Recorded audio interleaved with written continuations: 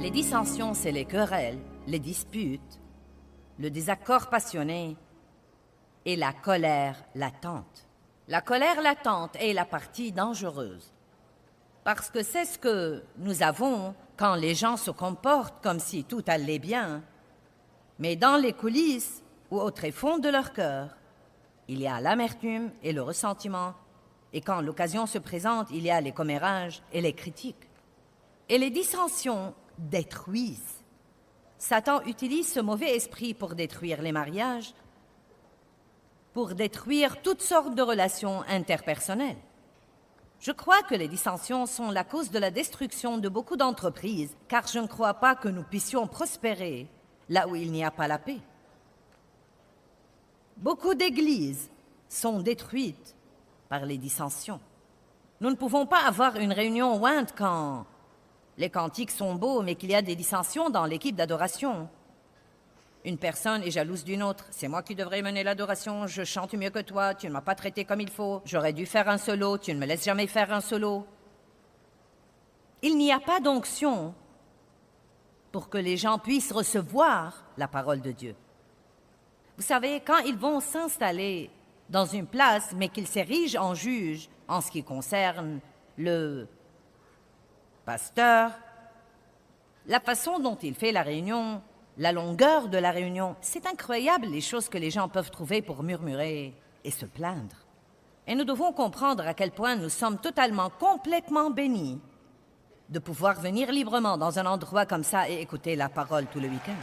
Nous devons éloigner les dissensions de nos vies. Maintenant, s'il y avait un journal ou un magazine sur les dissensions qui sort, disons, une fois par mois, voici ce qu'il dirait, les gros titres. Un couple d'étudiants à l'université de théologie perd tout ce qu'il possède dans un incendie. Averti par Dieu, mais a essayé de réprimander l'avertissement. Homme d'affaires chrétien désorienté de devoir déposer son bilan, interrogé sur les dissensions parmi ses employés, il dit que ce n'est pas de sa responsabilité de s'occuper de cette question. Adolescent chrétien commence à se droguer, dit qu'il ne voit pas Dieu dans ses parents, il ne voit que les dissensions. Église meurt en raison des dissensions parmi ses leaders. Couple ne reçoit pas l'héritage qui lui est promis dans la parole de Dieu pour avoir ignoré le châtiment reçu de Dieu à cause des dissensions dans son mariage. École chrétienne en expansion détruite. Le Saint-Esprit rapporte des dissensions parmi le personnel enseignant. Maintenant, vous voyez, je faisais partie d'une église qui a été détruite par les dissensions. J'étais non seulement de ce côté de l'église, mais encore de l'autre côté de l'église. Et je connais beaucoup d'absurdités qui peuvent se passer dans des endroits si on n'enseigne pas correctement aux gens les dangers des dissensions. Ce n'est pas simplement un petit enseignement, c'est très dangereux et vous devez traiter les dissensions comme un poison. J'ai une crainte révérentielle des dissensions. Tant de fois des choses arrivent dans la vie des gens et personne ne peut comprendre pourquoi, car après tout, ils vont à l'église toutes les semaines et ils sont des gens tellement gentils et ils sont des placeurs et ils accueillent. Mais quand vous découvrez la vérité, il y avait toutes sortes de rebuts qui se passaient chez eux derrière les portes fermées et personne ne s'en occupait. Peu importe combien de fois par semaine nous allons à l'église, une maison pleine de sacrifices mais aussi de querelles n'est pas agréable au Seigneur. Amen. L'accord fait la force. Le désaccord fait la faiblesse. Or, ce n'est pas facile de s'entendre avec les gens et ce n'est pas quelque chose qui arrive par hasard. C'est en fait quelque chose qui n'arrive que si nous le faisons exprès. Et le seul moyen de prendre cette décision, de le faire exprès et de bien comprendre à quoi nous renonçons si nous ne nous engageons pas à avoir la paix dans notre vie et dans nos relations. Il ne peut y avoir de dispute si une personne ou deux personnes ne sont pas orgueilleuses. La Bible nous dit « Humiliez-vous sous la main puissante de Dieu. Laissez-le vous exalter à sa façon au temps convenable. Vous serez stupéfiés du nombre de disputes que cela vous évitera si vous vous mettez dans un état d'esprit plus humble et au lieu de toujours supposer que vous avez raison et que tous les autres ont tort, mettez-vous dans la tête que vous n'avez pas raison à propos de tout. Notre opinion n'est pas la seule qui soit juste à propos de tout. Nous ne sommes pas censés faire à notre idée tout le temps. Matthieu 18, 19, voyons ce qu'il dit sur la puissance de l'accord. Combien d'entre vous veulent prier et être exaucés?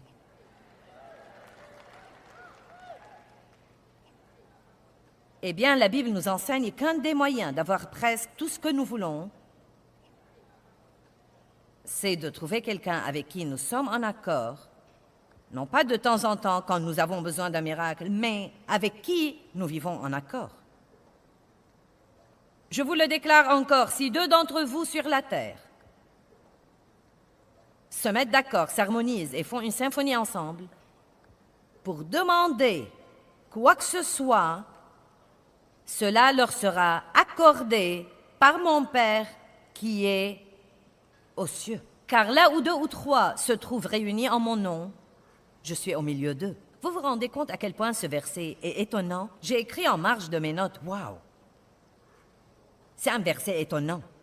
Si n'importe quel d'eux, si Dieu peut trouver 2 personnes qui feront l'effort, s'engageront à s'entendre, à éloigner les dissensions de leurs pensées, de leur cœur, de leur conversation, de leur vie, et qu'ils prient, Dieu peut faire de grandes choses, car 1000 fuiront à la menace d'un seul et 10 000 à celle de 2. Si vous multipliez ceci jusqu'à 4, cela devient 1 million. Qu'est-ce qui arriverait si on avait 4 personnes qui vivent en accord? On m'a enseigné le fait de s'accorder dans la prière, mais j'avais l'impression que quand on a besoin d'un miracle, on demande à quelqu'un de s'accorder avec nous pour ce miracle. Eh bien, c'est complètement absurde, car ce n'est pas ce que dit la Bible. Vous ne pouvez pas potiner sur votre pasteur toute la semaine, et quand vous recevez un mauvais rapport du médecin, vous lui demandez de s'accorder avec vous pour un miracle. Allez, je prêche mieux que vous ne réagissez. Mais si vous faites tout le temps l'effort de rester d'accord avec lui, et quand vous entendez quelqu'un potiner sur lui ou dire quelque chose de pas très gentil, vous renversez la situation et vous dites quelque chose de bien. Vous faites un effort pour rester en accord avec les gens dans votre famille. Vous faites le 1000 supplémentaire. Vous honorez les principes décrétés par Dieu sur l'accord en éloignant la colère, l'amertume, le ressentiment, l'offense et les dissensions de votre vie. Nous devons les éloigner de notre vie. Et quand nous avons besoin d'un miracle et que nous prions avec ces gens avec qui nous sommes en accord, il n'y a pas moyen que l'ennemi s'introduise. La Bible dit que le soleil ne se couche pas sur votre colère. Si vous êtes fâché contre quelqu'un, arrangez la chose avant d'aller vous coucher. Il dit, ne donnez pas ce genre d'accès au diable. Et vous savez ce qui arrive quand vous lui donnez accès? Il construit une forteresse. Combien de fois vous allez vous coucher furieux contre la personne avec qui vous couchez dans le même lit? J'ai fait ça beaucoup de fois dans ma vie. J'ai fait toutes sortes d'idioties. Je dormais sur le bord du matelas plutôt que de demander à Dave de me donner la couverture. Je gelais toute la nuit et j'étais malheureuse pendant qu'il ronflait et qu'il faisait de beaux rêves. Allez maintenant. Vous vous êtes jamais couché fâché? Oh mon Dieu, c'est beaucoup trop de personnes. Eh bien, Dieu vous a mis là où il faut ce soir. Vous voyez, nous devons commencer à prendre ce que dit la parole de Dieu au sérieux. Et si Dieu dit de ne pas faire ça, nous devons nous engager à ne pas le faire parce que Dieu dit de ne pas le faire. Amen. C'est dangereux d'aller se coucher fâché.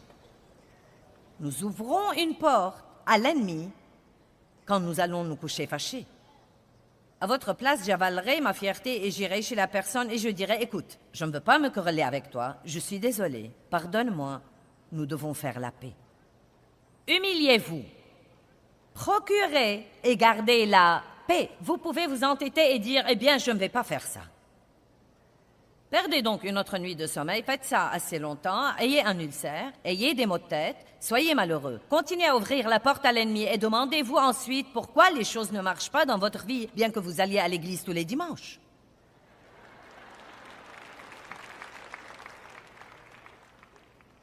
Amen. Nous devons donc faire un effort pour vivre en accord parce qu'il y a une puissance dans l'accord. Vous devez avoir une onction dans votre maison. Vous devez avoir une onction que vos enfants peuvent sentir. Vous devez avoir une onction pour vos finances. Vous devez avoir une onction pour la sagesse et les idées créatives. Dieu ne peut rien faire là où il n'y a pas la paix. Regardons Luc chapitre 10 pour une minute.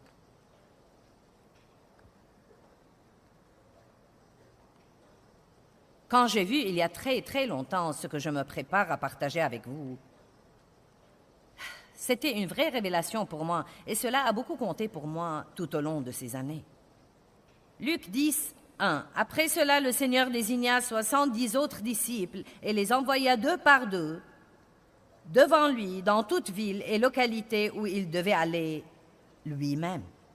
Ayez donc une vision. Jésus envoie 70 de ses disciples, des hommes qu'il a enseignés, et il leur dit d'entrer dans des villes et de commencer à servir. Il dit, la moisson est abondante et mûre, mais les ouvriers sont peu nombreux. Priez donc le maître de la moisson d'envoyer des ouvriers dans sa moisson.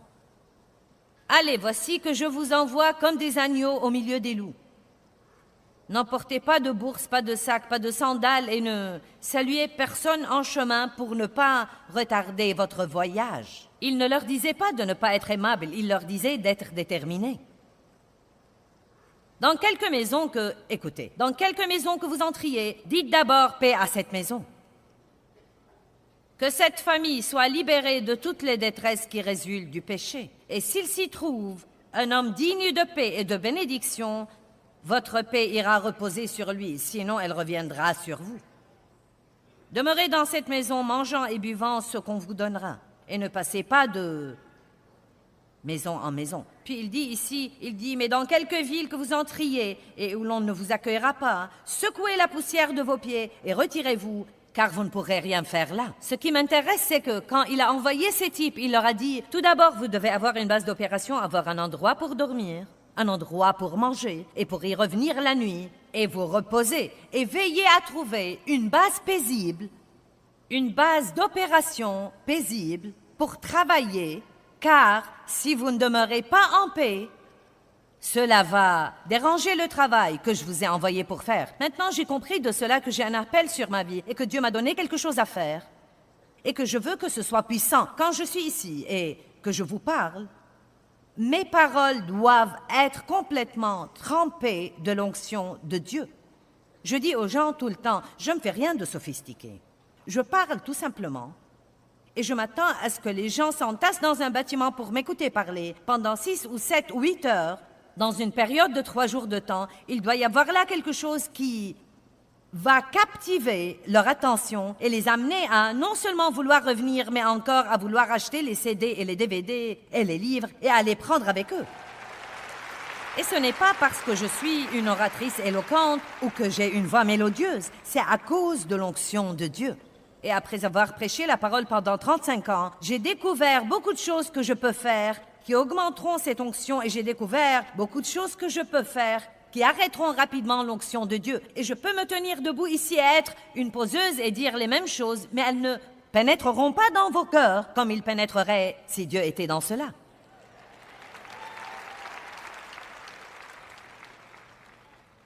Pensez à ce qui arrivera dans vos vies si vous faites un effort pour garder la paix dans votre foyer et que quand vous aurez besoin d'un miracle de Dieu, vous prierez. Par opposition aux luttes et aux disputes et aux querelles, derrière les portes fermées à la maison, puis aller à l'église le dimanche. Le Seigneur soit loué, à Dieu soit la gloire, merci Jésus, alléluia. Puis se quereller chez eux et la semaine d'après, à Dieu soit la gloire, merci Jésus, Dieu soit loué. Et je sais que ceci arrive, pas avec tout le monde bien sûr, mais beaucoup de personnes ne comprennent vraiment pas l'importance de ça. Nous périssons faute de connaissance. Et de temps en temps, je crois que nous devons avoir un peu de la crainte de Dieu au-dedans de nous. Je n'essaye pas de vous effrayer, mais je veux vous avertir que si vous n'éloignez pas les dissensions de votre vie, vous faites une grave erreur, car vous ouvrez une porte à l'ennemi. Maintenant, dans 1 Pierre 3, 10 et 11, Certains de mes versets préférés, que j'ai en fait beaucoup utilisés dans mon enseignement, nous disent que nous devons avoir la paix dans 3 relations différentes. Nous commencerons par le verset 10. « Qui veut aimer la vie et voir des jours heureux, que ça se voit ou pas, qu'il garde sa langue du mal et ses lèvres des paroles trompeuses. » Eh bien, ceci est lié à la paix, car il n'y a rien qui déclenche les problèmes plus qu'une bouche qui n'est pas contrôlée par le Saint-Esprit. Toute dispute qui commence parce que quelqu'un a dit quelque chose qui a provoqué quelqu'un d'autre. Puis il continue en disant qu'il se détourne du mal et qu'il fasse le bien. Et j'aime ceci, je l'aime, qu'il recherche la paix. Il n'a pas dit de prier pour la paix, de l'espérer, de la désirer. Il a dit, vous devez la rechercher, la poursuivre. Qu'il recherche la paix, l'harmonie, la tranquillité au milieu des craintes, des passions inquiétantes, des conflits moraux, et la poursuivre ardemment. La rechercher, c'est un mot très fort. La rechercher, la poursuivre de tout votre cœur et de toute votre force. Vous voyez, après des années et des années de désarroi et de frustration, et d'inquiétude, et de tracas, et de colère, et d'amertume, et de ressentiment, et d'être offensé, et d'être blessé, et d'être susceptible, et d'aller à l'église, je me suis finalement dit, je vais avoir la paix, même si c'est la dernière chose que je fais pendant que je suis sur Terre. Je vais vraiment découvrir comment vivre en paix, et peu importe ce que je dois changer, peu importe ce que je dois abandonner, peu importe ce que Dieu doit faire et changer en moi, je ne vais plus vivre ma vie en colère désormais. Et j'ai tendance à croire que, à moins que vous ne soyez aussi agressif là-dessus, vous ne l'aurez peut-être jamais, à moins que vous ne soyez une de ces personnes qui sont nées paisibles, et il y en a peu. Vous êtes vraiment facile à vivre, décontracté, non mais... Vous êtes comme ça, mais il y a peu de gens comme ça. Et même si vous êtes comme ça, vous êtes probablement marié à quelqu'un comme moi. Quelqu'un avec une personnalité qui est beaucoup plus agressive et forte et ainsi de suite. Mais il dit ici, ne vous bornez pas à désirer des relations paisibles avec Dieu, avec vous-même et avec vos semblables, mais recherchez-les et poursuivez-les. Donc c'est très important car je crois qu'il y a un modèle ici. Vous devez avoir, numéro 1, la paix avec Dieu. Numéro 2, vous devez avoir la paix avec vous-même. Et numéro 3, vous pouvez passer à la paix avec les autres. Mais je crois qu'un des plus grands problèmes que nous avons, c'est que nous essayons de nous entendre avec les autres alors que nous nous haïssons nous-mêmes.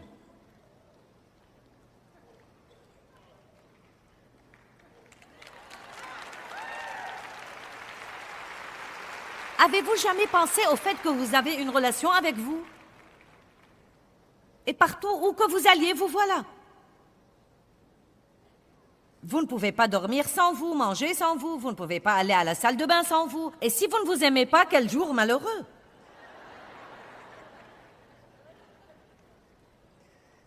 Mais commençons par avoir la paix avec Dieu. Je parlerai un peu de ça. Si vous voulez avoir la paix avec Dieu, vous devez vous repentir de vos péchés, vous en détourner, vouloir une relation avec Dieu.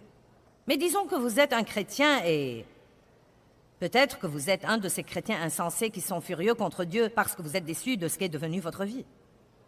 Vous ne direz probablement jamais que vous êtes furieux contre Dieu, mais la vérité est que beaucoup de gens sont un peu aigres dans leur attitude à l'égard de Dieu. Ils croient que Dieu leur doit quelque chose. Et après tout, je prie et je crois et je vais à l'église et je donne et maintenant, regardez-moi. Eh bien, peut-être que vous disiez à Dieu ce que vous vouliez et vous n'avez pas découvert ce que Dieu voulait de vous. Beaucoup de fois, nous donnons notre plan à Dieu et nous sommes furieux contre lui parce qu'il ne le fait pas marcher. Nous ne planifions pas et ensuite nous prions Dieu de le faire marcher. Nous prions et nous découvrons quel est le plan de Dieu. Alléluia. 1 Corinthiens 2, verset 2, Paul a dit quelque chose de très précieux. Je crois, il a dit, « J'ai décidé de ne rien savoir parmi vous, sinon Jésus-Christ et Jésus-Christ crucifié. » Paul était un homme très intelligent, hautement instruit, et je crois que quelque part dans sa vie avec Dieu, il s'est lassé d'essayer de comprendre les trucs.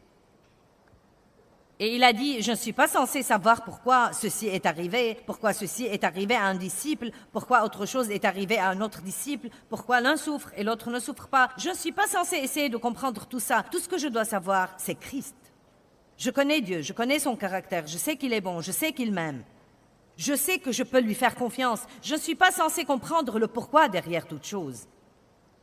Tout ce que je dois faire, c'est de faire confiance à Dieu. La Bible dit que nous connaissons en partie. Nous n'allons jamais comprendre Dieu, et si jamais nous y arrivions, il ne pourrait plus être notre Dieu. Une des raisons pour lesquelles nous l'admirons, c'est qu'il y a une partie mystérieuse chez Dieu, qui est tellement plus grande que ce que notre pensée peut jamais saisir. 1 Corinthiens 10, 9 et 10 nous donne un petit aperçu des dangers d'avoir un petit désaccord avec Dieu. Et je sais que vous avez l'air très innocent ce soir, mais je peux vous assurer qu'il y a des gens dans cette salle qui sont venus ici ce soir furieux contre Dieu.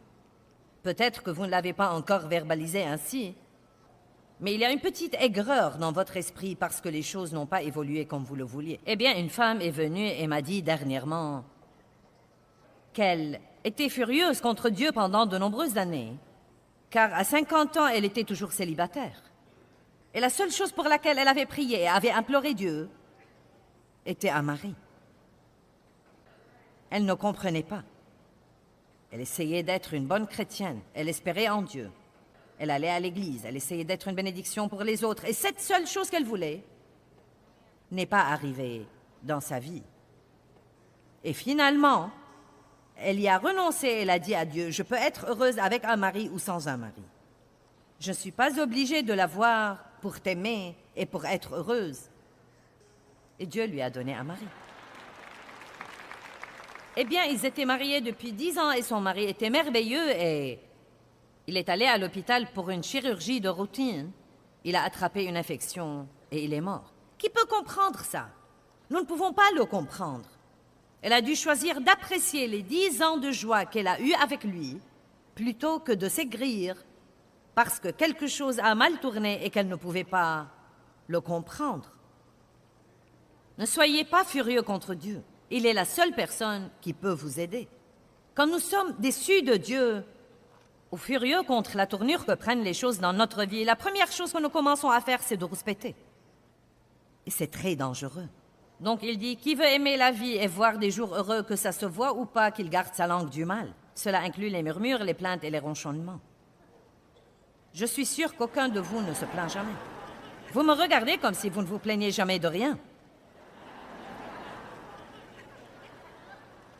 1 Corinthiens 10, 9. Ne tentons pas le Seigneur, ne mettons pas sa patience à l'épreuve. Vous croyez que vous avez des épreuves? Je suis sûre que Dieu nous regarde parfois et se dit, j'ai des épreuves. Je supporte quelques milliards d'enfants grognons, rouspéteurs et grincheux qui, quoi que je fasse, ne sont jamais heureux.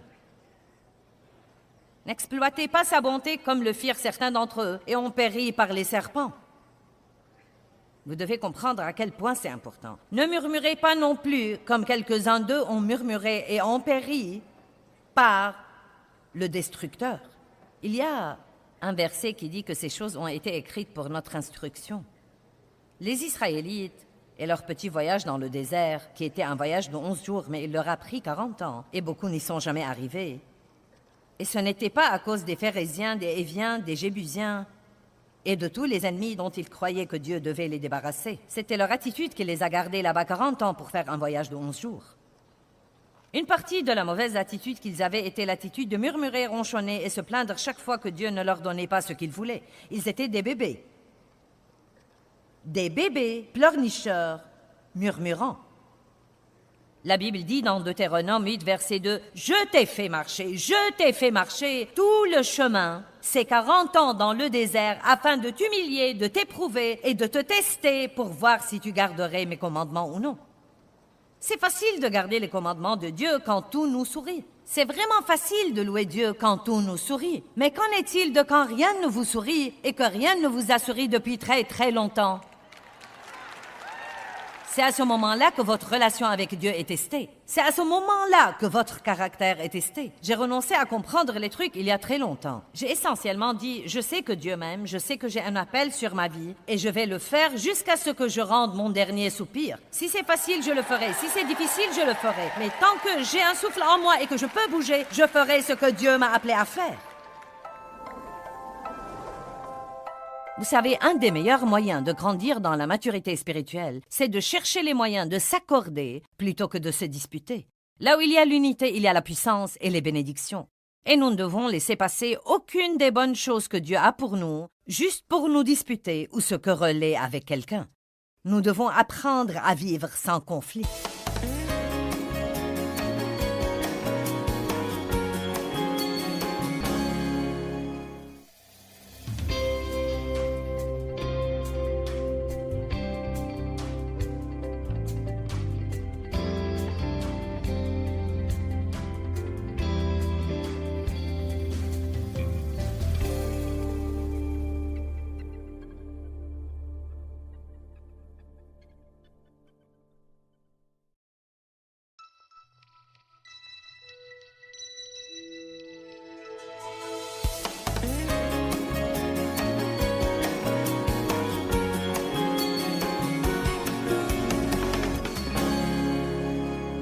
Je crois qu'une des choses qui pose un problème énorme aux gens est qu'ils ne savent pas recevoir la correction sans la condamnation. Et je veux vraiment focaliser là-dessus, car le seul moyen de grandir... Laissez-moi vous poser une question. Combien d'entre vous ont des enfants? Bon, avez-vous jamais eu à les corriger? Eh bien, vous considérez juste cette partie de grandir. Nous sommes les enfants de Dieu. Et quand nous commençons notre vie avec lui, nous sommes des bébés chrétiens. Et nous devons grandir. Et le moyen dont Dieu nous aide à grandir est en partie la correction, le châtiment. Et la Bible dit très clairement que Dieu corrige seulement ceux qu'il aime. Nous corrigeons nos enfants parce que nous les aimons. Bien des fois, nous aimerions mieux ne pas blaguer avec ça. Qui voudrait punir ses enfants et les garder à la maison alors que ça va vous rendre malheureux? Mais vous faites ça parce que vous les aimez. Nous n'aimons pas priver nos enfants de choses que nous savons qu'ils vont les blesser émotionnellement, mais nous faisons ça parce que nous les aimons. Et Dieu, en fait, nous corrige parce qu'il nous aime vraiment. Mais quand Dieu essaye de nous corriger, si notre réaction à cette correction est la condamnation, nous ne recevrons pas ce que Dieu essaye de faire et nous aurons à tourner autour de cette montagne encore une fois. En fait, une personne mûre spirituellement peut être reconnaissante quand Dieu lui montre quelque chose qui ne va pas dans sa vie ou dans son attitude. Elle sera très prompte à se repentir et très reconnaissante que Dieu l'ait assez aimé pour lui ouvrir les yeux. Il n'y a aucune raison. Si vous savez qui vous êtes en Christ, si vous comprenez la justice par le sang de Christ, si vous comprenez que vous êtes un enfant très aimé de Dieu et que vous avez été justifié devant Dieu par le sang de Jésus, qu'il vous voit justifié, rendu juste comme si vous n'aviez jamais péché, quand Dieu vous corrige, il n'y a aucune raison de venir sous la condamnation. Vous devez vous sentir en sécurité et dire « Je suis l'enfant de Dieu et je ne vais pas être condamné. Le diable n'a rien à voir avec moi. Si Dieu me corrige sur ce point, je vais recevoir cette correction. Je vais grandir et aller au-delà de cela. Je ne vais pas avoir une mauvaise attitude à cet égard. » Dans les premières années de ma vie avec Dieu, j'allais à des réunions comme celle-ci.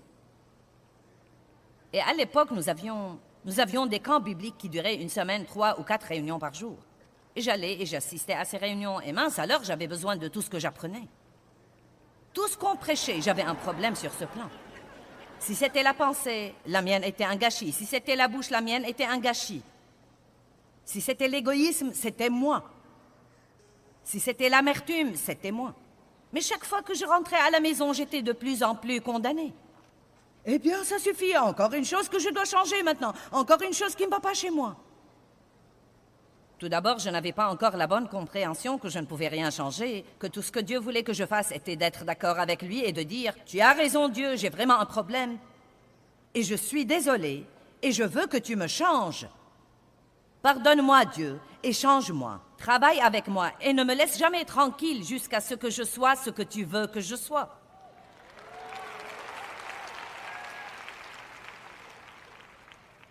Mais ça va absolument prendre une éternité si vous ne surmontez pas la condamnation tout le temps. Dans Philippiens 3,12, Paul dit qu'il connaît ses fautes. Il savait qu'il n'avait pas atteint la perfection, mais qu'il continuait à aller de l'avant. Paul ne se sentait pas condamné, parce que quand vous vous sentez condamné, vous ne pouvez pas aller de l'avant. Tout ce que vous aurez en fait, c'est d'être déprimé. Paul n'a pas dit « je ne suis pas parfait et donc je suis démoralisé. Je suis déprimé et de mauvaise humeur à cause de ça. » Il a dit « j'ai oublié ce qui est en arrière. Je sais que je ne suis pas arrivé, mais je vais m'élancer vers cette marque de perfection. » Il savait qui il était en Christ. Vous ne devez pas focaliser sur tout ce qui ne va pas chez vous. Quand Dieu vous montre quelque chose qui ne va pas chez vous, soyez d'accord. Je suis d'accord, Dieu, tu as raison. Je ne peux pas me changer, mais je veux sûrement que tu me changes. Ce que vous pouvez faire, c'est d'étudier la parole sur ce plan et de faire confiance au Saint-Esprit pour faire ce changement en vous. Il se peut que ça n'arrive pas vite, mais si vous continuez à être d'accord avec Dieu petit à petit, de gloire en gloire, vous allez changer. Parfois, les changements sont si mineurs qu'ils sont presque imperceptibles. Mais si vous regardez vers le passé 1 ou 2 ou 3 ou 4 ou 5 ans, vous verrez que vous changez. Je ne suis pas du tout maintenant la même personne que j'étais auparavant. Je n'arrive pas à croire à quel point j'étais coléreuse, à quel point... Non, mais je n'ai jamais eu la paix dans ma vie. J'essayais toujours de tout comprendre. Ma pensée était un gâchis. Je ne pouvais pas garder ma bouche fermée. Et Dieu m'a vraiment changé. Et il vous a amené ici pour vous changer. Et je ne vais pas vous tapoter la tête et vous dire toutes les choses gentilles que vous voudrez écouter. Je ne vais pas vous appeler de la congrégation et vous donner à tous des prophéties personnelles et vous dire que vous obtiendrez de Dieu tout ce que vous voudrez. Non pas qu'il y ait du mal à ça. Mais mon rôle dans le corps de Christ, c'est d'aider les gens à grandir pour qu'ils puissent avoir ce que Jésus est mort pour leur donner. Être héritier est une chose. Devenir cohéritier avec Christ et vraiment hériter en est une autre. Et nous sommes tous cohéritiers avec Christ, mais croyez-moi, très peu de gens héritent vraiment. Ils passent tout leur temps à se diriger vers la terre promise sans jamais y arriver. Et c'est en grande partie à cause de ce dont je parle ce week-end. Il ne pardonne pas aux gens qui les blessent. Il s'offense. Le mot « offense » vient du mot grec « scandalon », qui veut dire la partie du piège de l'animal où accroche l'appât qui attire la victime dans le piège. L'offense, c'est ça. C'est l'appât de Satan. Il provoque les gens. Il essaye de les amener à s'offenser pour qu'ils deviennent amers, pour qu'ils deviennent pleins de ressentiments, pour qu'ils deviennent un cas confirmé de non-pardon. À ce moment-là, l'amour ne passe pas par eux. Et là où il n'y a pas l'amour, il n'y a pas la puissance. Votre foi ne marchera pas sans amour. Galate dit, la foi opère et est stimulée par l'amour. Vos prières ne seront pas exaucées, aussi nombreuses que soient vos prières de foi, elles ne seront pas exaucées si vous êtes furieux contre votre conjoint tout le temps. Furieux contre votre patron, contre vos voisins, furieux, furieux, furieux. Nous devons travailler pour enlever ce truc de nos vies, pour que nous ayons la puissance, car la puissance ne se trouve que là où les gens choisissent de vivre, dans l'accord. Allez maintenant. Et je me rends compte que nous ne pouvons pas toujours contrôler nos sentiments envers les gens. Non, mais il y a des gens qui vous mettent dans l'impossibilité de les aimer. Et je me rends compte que nous ne pouvons pas toujours contrôler nos sentiments envers les gens, mais nous pouvons contrôler notre comportement et nos actions. Je ne dois pas avoir envie de faire ce qu'il faut pour faire ce qu'il faut. Amen. Je ne dois pas avoir envie de faire ce qu'il faut pour faire ce qu'il faut, et vous non plus. Et si nous continuons à attendre d'avoir envie de le faire, nous ne le ferons jamais. Nous devons vouloir faire ces choses de tout notre cœur. La chose que je veux faire, je ne la fais pas. La chose que je ne veux pas faire, je la fais. Et Paul continue à se lamenter sur sa situation dans Romains 7. « Si je ne veux pas le faire, mais que je le fais, est-ce vraiment moi qui le fais? » Vous savez, vous en resterez baba si vous lisez tout ce que Paul a dit. J'ai dû étudier ce verset un bon nombre d'années avant de le comprendre. Ensuite, il dit vers la fin du chapitre 7, « Malheureux homme que je suis !» Et je peux sentir sa douleur. Pouvez-vous la sentir? Il dit, « Malheureux homme que je suis !» Qui me délivrera de ce corps qui appartient à la mort? Et ensuite, il y répond dans le dernier verset, dans Romains 7. Il dit, « Oh, point d'exclamation, grâce soit rendue à Dieu par Jésus-Christ. » Le verset suivant, « Il n'y a donc maintenant plus aucune condamnation pour ceux qui sont en Jésus-Christ, qui marchent non selon la chair, mais selon l'esprit. » Allez, rendez gloire à Dieu.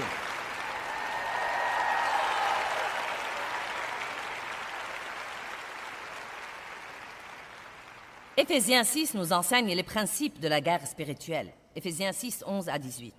« Revêtez toute l'armure de Dieu, dit-il. » Puis il parle des pièces individuelles de l'armure. Si vous voulez vaincre l'ennemi, si vous voulez éteindre tous ces projectiles enflammés, mettez la ceinture de la vérité. Cela veut dire que quand vous avez des ennuis, tenez ferme la parole. En fait, il dit serrez la ceinture de la vérité. Quand vous avez des difficultés, vous devez tenir la parole de Dieu plus fermement que jamais. Et ensuite, il dit et revêtez la cuirasse de la justice. Mais voici ce que la Bible vivante dit. Elle dit revêtez la cuirasse de l'approbation de Dieu. J'aime ça. Ne vous sentez pas condamné et ne pensez pas à tout ce qui ne va pas chez vous tout le temps. C'est un gros problème. Dieu s'occupe de vous là-dessus, mais il vous apprécie. Il n'apprécie pas tout ce que vous faites, mais il vous apprécie vraiment. Vous devez séparer qui vous êtes de ce que vous faites. Quoi que vous fassiez, vous êtes toujours les enfants de Dieu. Il vous aime. Et vous savez, vos enfants sont vos enfants. Vous pouvez pester contre eux, mais gare à ceux qui osent faire une remarque à leur sujet. Et la vérité est que le diable n'a rien à voir avec vous. Et quand il essaye de vous condamner sur votre comportement, vous devez lui dire « Diable, Dieu savait tout sur moi avant que je ne me sois jamais montré sur terre. Il m'aime vraiment. Il m'a accepté quand j'étais encore pécheur et il a envoyé son Fils unique pour mourir pour moi. Maintenant, fiche le camp car tu n'as rien à voir avec moi. Moi, j'appartiens à Dieu. » Vous devez répondre au diable. Ne restez pas assis à ne rien faire et à dire « Je suis nul, nul. » Oui, nul. C'est ça, je suis un gâchis, oui, oui, oui. C'est comme ça que je vais à l'église, c'est comme ça que je vais à l'église, tous les dimanches matins. C'est comme ça que je rentre chez moi, c'est comme ça que je rentre chez moi. Non, nous ne vivrons plus comme ça désormais.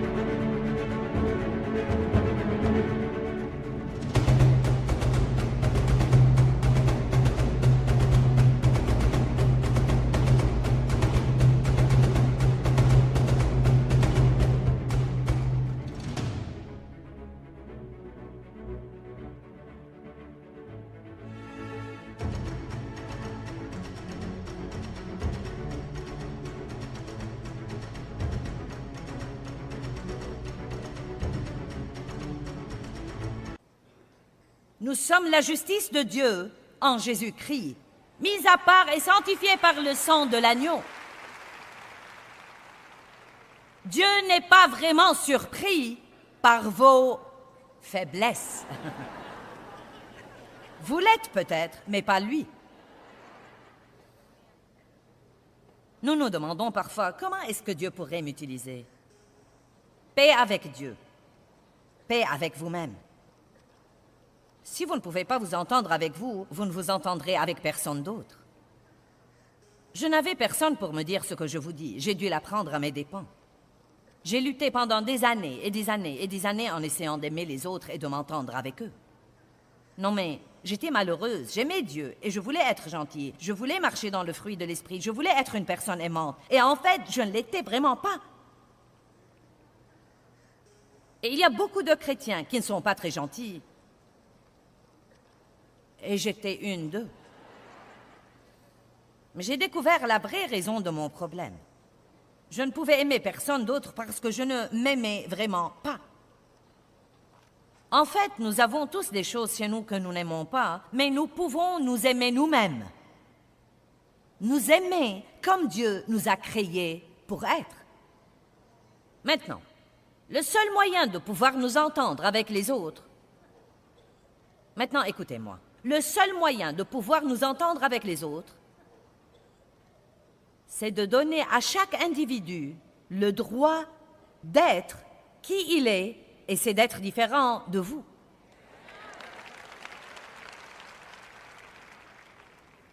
Et croyez-moi, c'est si important. J'aime ce que l'apôtre Paul a dit. J'ai vraiment appris comment être tout pour tous les gens. Tout ce qu'il faut pour les gagner. Et je crois qu'au lieu d'apprendre à être tout à tous, nous essayons de changer tout le monde pour qu'il soit comme nous. Dieu est le potier et nous ne le sommes pas. Et vous avez probablement mis quelqu'un de votre famille immédiate sur le tour de potier et vous devez le descendre. Car vous avez essayé de le remodeler et de le refaçonner pour qu'il soit ce que vous voudriez qu'il soit et il s'en est vraiment lassé. Et pour être franche avec vous, si vous continuez, il va finir par ne pas vous aimer du tout. Dieu a créé les gens pour la liberté et pour l'expression de cette liberté. Et toute cette affaire de fierté entre en jeu ici, car pour une raison ou pour une autre, nous croyons tous que nous avons toujours raison. Et que tous ceux qui ne pensent pas comme nous, ou ne font pas comme nous, ou n'aiment pas ce que nous aimons, ou ne veulent pas ce que nous voulons, ont quelque chose qui ne va pas chez eux. Nous avons tous besoin les uns des autres pour que les choses marchent comme il faut. Nous avons besoin les uns des autres. Et jusqu'à ce que nous apprenions à avoir du respect pour tous les autres, il n'y aura pas d'unité. Et cela commence dans nos cœurs, et dans notre pensée privée, et dans notre façon de voir les autres. Vous ne pouvez pas traiter les autres comme il faut si vous les dépréciez dans votre pensée.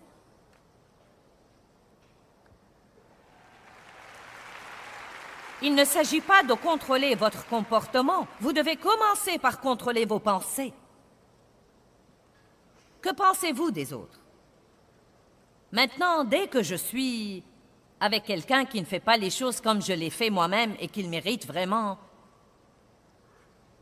je me surprends à penser, qu'est-ce qui ne va pas chez toi? Non, mais je dirais à haute voix, arrête, Joyce. Arrête cela. Débarrasse-toi de cette attitude. Vous devez vous parler. Vous savez, je suis une personne pragmatique. Dites-moi absolument ce que je dois savoir et pas plus. Je ne veux pas tous les détails, c'est pourquoi tu travailles pour moi. Va t'en occuper. Mais il y a beaucoup de gens qui ne supportent pas de ne pas vous raconter tous les détails. Ils ne supportent pas ça. Et j'ai finalement appris qu'ils ne savent pas parler sans raconter tout ça. Et donc, c'est un grand moyen pour apprendre la patience.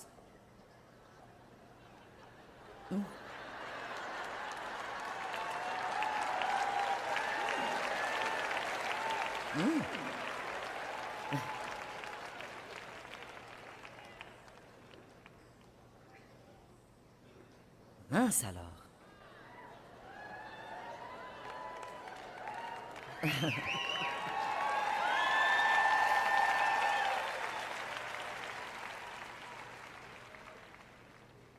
Nous avons tous droit à notre propre opinion, sans pression de quelqu'un d'autre, pour qu'elle soit comme la sienne. Un des problèmes que nous avons quand nous avons une racine de rejet dans notre vie, nous ne pouvons pas supporter que les autres personnes ne soient pas d'accord avec nous.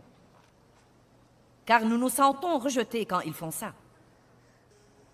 Et j'avais un problème avec ça. Je ne me rendais pas compte de ce qui n'allait pas chez moi et je disais à Dave, nous ne pouvons parler de rien. Ça vous dit quelque chose, les dames? Avez-vous jamais commencé à avoir une conversation au sujet de quelque chose de simple, comme, je ne sais pas, faire les coups?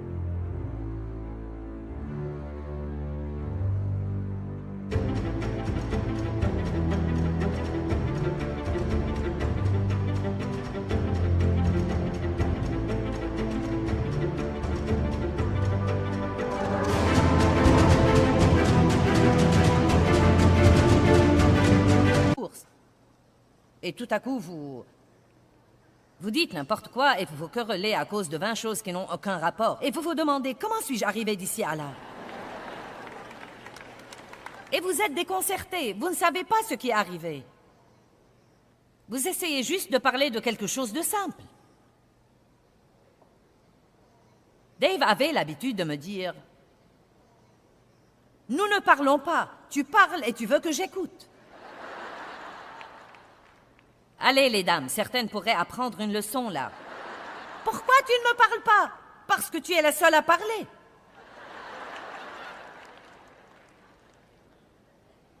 Bon, eh bien, passons à autre chose. Vous voyez, j'essaye de vous faire comprendre que garder la paix et l'unité et le respect dans vos foyers influe sur votre prospérité, sur votre promotion dans la vie, il influe sur vos bénédictions, il influe sur l'onction sur votre vie. Vivre le genre de vie que Dieu veut que nous vivions ne vient pas à nous juste parce que nous faisons un tas de choses religieuses extérieures. Il vient parce que nous les mettons en pratique dans nos vies de tous les jours, à la maison derrière les portes fermées. Nous les mettons en pratique au marché, à l'épicerie, dans notre lieu de travail et dans nos écoles. Si le seul endroit où nous allons bien nous comporter est l'Église,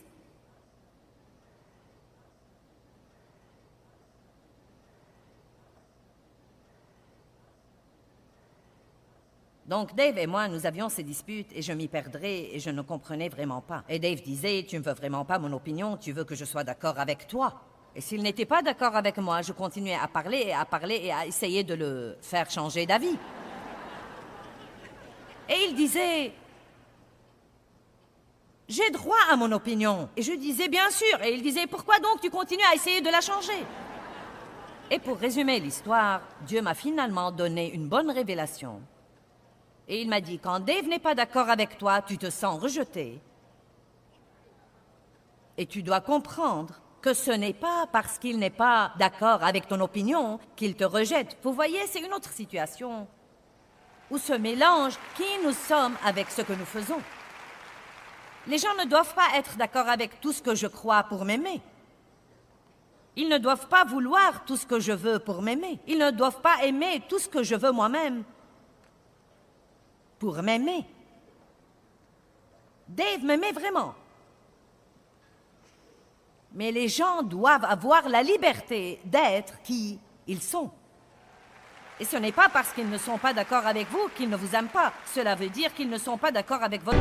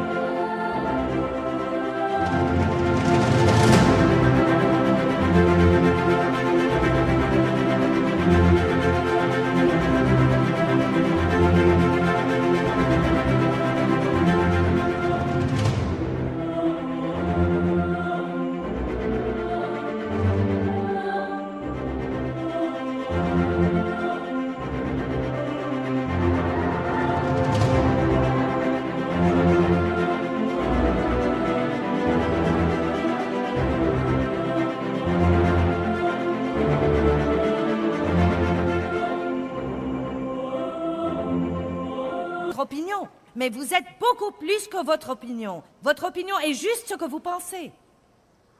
Et qui sait si elle est juste ou pas?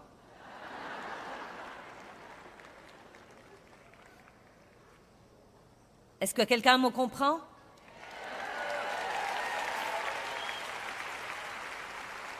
Qu'est-ce qui arriverait dans votre maison la prochaine fois où, disons, votre mari ou votre femme ne sont pas d'accord avec vous sur quelque chose et au lieu de provoquer une bagarre, vous dites « Je respecte ça, tu as droit à ton opinion ». Ils s'évanouiront et reprendront connaissance finalement. Laissez-moi vous donner une liste de 8 choses qui vous aideront dans les relations. Tout d'abord, soyez courtois et respectueux envers les autres, même si vous n'êtes pas d'accord avec eux. Quand quelqu'un a une opinion différente de la vôtre, ne dites pas « Quoi? Comment peux-tu vraiment aimer ça? » Dites « Eh bien, tu sais, je respecte ton droit d'avoir ton opinion, et je ne pense pas particulièrement comme ça, mais je respecte ton droit de penser comme tu veux penser. Je crois que quand nous gardons la paix dans ces situations, Dieu peut intervenir et travailler. Laissons Dieu être Dieu.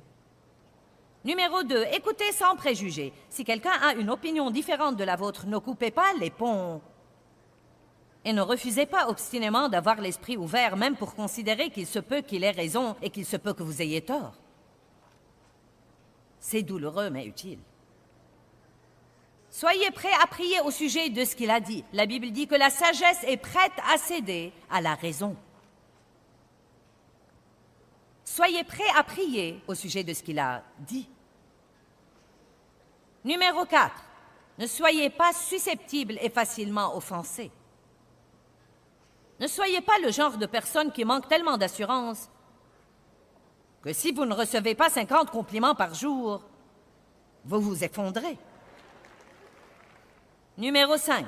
Cherchez un point sur lequel vous pouvez être d'accord plutôt que de vous disputer sur les points où vous n'êtes pas d'accord. Vous pouvez sauver un mariage en difficulté si vous trouvez 1 ou 2 ou 3 choses pour commencer à complimenter cette personne au lieu de 12 choses pour murmurer et ronchonner. Eh bien, Dieu soit béni, personne ne me complimente. Eh bien, commencez vous-même. Cherchez les bonnes choses chez les autres. Cherchez-les, la chair ne va pas les remarquer. Vous devez le faire exprès, spirituellement. Ne trouvez pas tout ce qui ne va pas avec votre travail. Soyez reconnaissant d'avoir un travail, et si vous ne l'aimez pas tant que ça, fermez la bouche et trouvez un autre. Mais ne causez pas de problème pendant que vous êtes là. Numéro 6. Faites très attention au ton de votre voix et à votre langage corporel aussi bien qu'aux paroles mal choisies. Maintenant, j'avais un problème avec le ton de ma voix. Mon père était un homme très sévère et dur. Il était vraiment rude. Et tout ce qu'il disait était rude. Tout ce qu'il disait était rude et dur et grossier. Et malheureusement, vu que j'ai grandi dans cette atmosphère pendant beaucoup de mes années formatrices, ça s'est vraiment reflété sur moi. Et j'ai prié et j'ai imploré pour la douceur et la bonté et la tendresse. Et c'est quelque chose que je dois poursuivre dans ma vie, car je suis vraiment une personne très...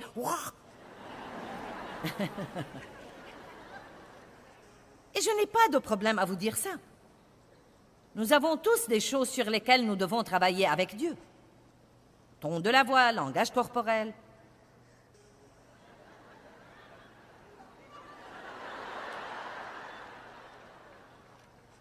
Vous n'avez pas horreur quand vous essayez de corriger un adolescent et... Il a l'air d'être sur le point d'avoir une défaillance cérébrale.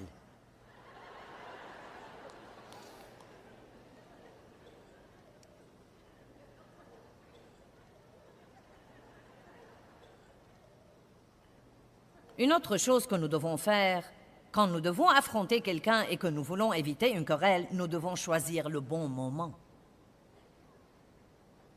N'essayez pas d'affronter un problème avec quelqu'un quand il est vraiment fatigué et qu'il est à moitié malade. et qu'il a passé une mauvaise journée au bureau. Priez et demandez à Dieu de vous montrer le bon moment et ne plongez pas dans des situations sans prier d'abord si vous savez déjà qu'elles vont être un peu épineuses. C'est comme ça que vous éloignez les dissensions de votre vie. Priez et choisissez le bon moment. Demandez à Dieu de vous oindre et d'ouvrir la porte. Et finalement, si vous voulez vous entendre avec les autres, vous devez surmonter l'égoïsme. Car il ne s'agit pas de moi, il ne s'agit pas de vous. Cela nous concerne collectivement à tous. Dieu nous aime à tous de la même manière. La puissance de l'accord est une merveilleuse chose. Vous savez, un des meilleurs moyens de grandir dans la maturité spirituelle, c'est de chercher les moyens de s'accorder plutôt que de se disputer. Là où il y a l'unité, il y a la puissance et les bénédictions. Et nous ne devons laisser passer aucune des bonnes choses que Dieu a pour nous, juste pour nous disputer ou se quereller avec quelqu'un. Nous devons apprendre à vivre sans conflit.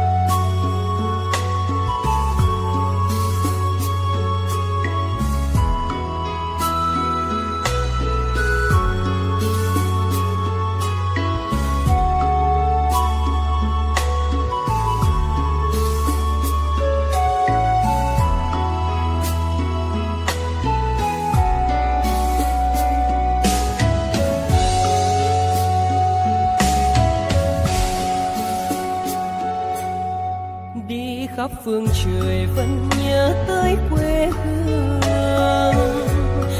Người về đây thăm làng trù quê mẹ và làng sen quê cha, xúc động bồi hồi người rơi giọt lệ thương mái nhà tranh.